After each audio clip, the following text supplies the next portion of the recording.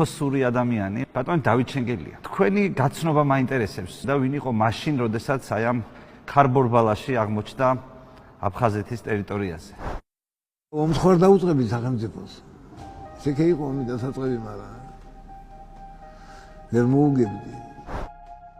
ხაზი შემიძლია დავიფიცო, რომ ჯაბა იყო მართლა და პატრიოტი კაცი. მაგრამ იტალებაზე დამიჭირეს, როდესაც 500 თვალი ავტომატი მქონდა, 8 ერთეული ტანკი მეყენა, ჩამიდეს, ის ალბა ჩამიდეს კი. კაც რომელსაც რამდენიმე ტანკი და ავტომატები ყავდა, ბაკალოვი ჩაუდგა. კი ბატონო, ასე იყო. ინფორმაციებს ღებულობდით, ვის დაესხნენ თავს, ვინ დაესხა თავს და იმას მეძებდით მე და